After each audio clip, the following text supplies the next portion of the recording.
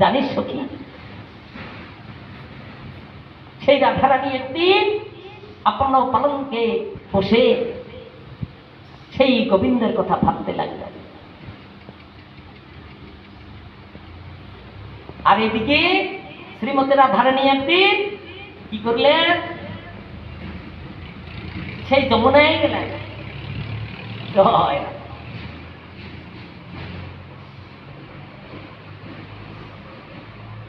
শ্রী যমুনায় গেলেন, কলসিতে জল থেকেও কলসির জল ফেলে দিয়ে ওই যমুনায় গেলেন জল আনিতে। কেন বা? গোবিন্দের সঙ্গে দর্শন করার জন্য। যমুনায় গিয়ে একটি ভুবন ভুলানো রূপের মানুষ দর্শন করে গৃহে ফিরে আসলেন। ভুবন ভুলানো রূপের মানুষটিকে দর্শন করে সেই রাধারানী ঘরে বসে সেই গোবিন্দের কথা ভাবতে লাগলেন।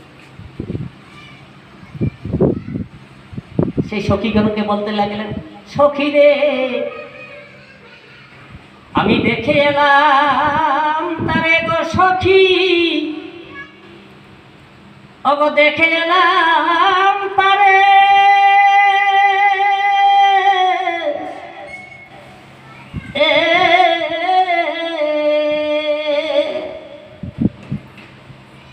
আমি দেখে এলাম তারে একই অঙ্গে এ তৈ রূপ, সখী রে আমার নয়নে না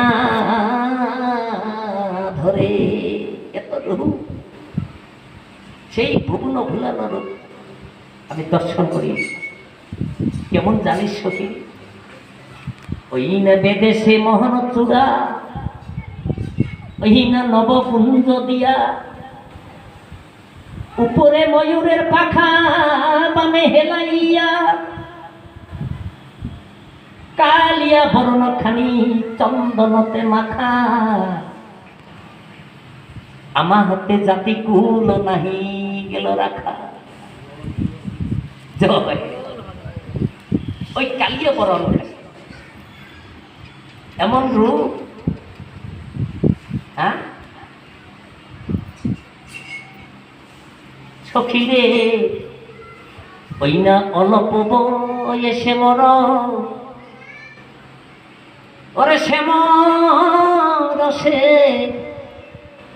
জর জর। সখী রে, আজানি আজি না জানি কি হবে পরিণামে, সখী রে অগো না জানি কি আজি হবে পরি, সখীরে পরিণামে। ওরে সখী, আমার পরিণাম বুঝি সখী রে, ওকে ভালো হবে না। আমি অল্প বয়সে আজি এমন হলাম,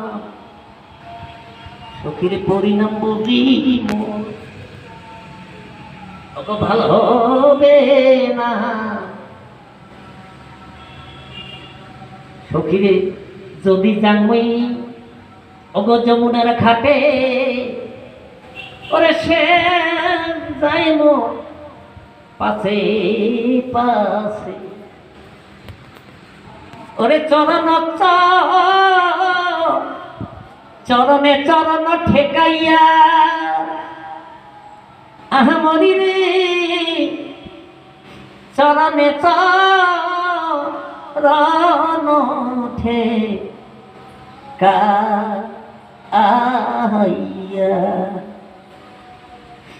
সখীরে, ওই যে আমি কৃষ্ণ নামটি লইব মুখে, আমার জনম যাইব সুখে। সখীরে, আমি কৃষ্ণ নামটি নৈব মুখে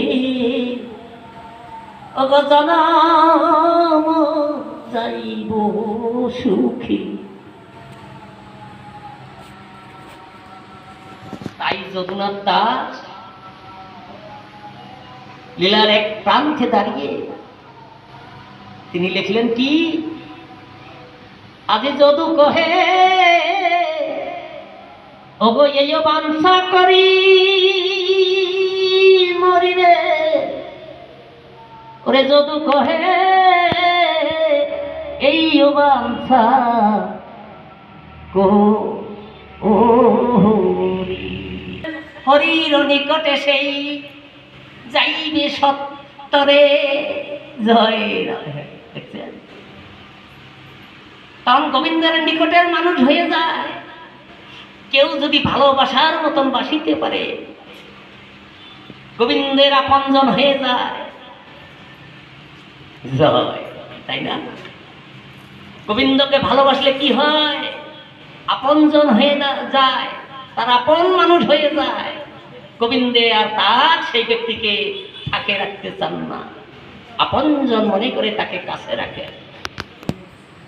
শুভদেব কহিলেন, শুনো হে রাজন, উদ্ধবের বাক্য শুনি যত গোপীগণ। সেই পরমাংশ সুখদেব গোস্বামীকে মহারাজ পরীক্ষিত প্রশ্ন করলেন যে, হে মহাত্মা,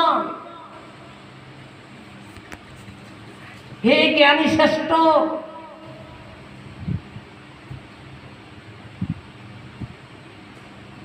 সেই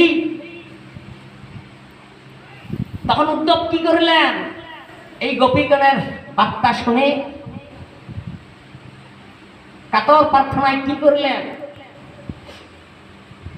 আনন্দিত হয়ে সবে ব্রজের যুবতী সম্বোধন করি কহে উদ্ধবের প্রতি, ওহে সম্যক কৃষ্ণ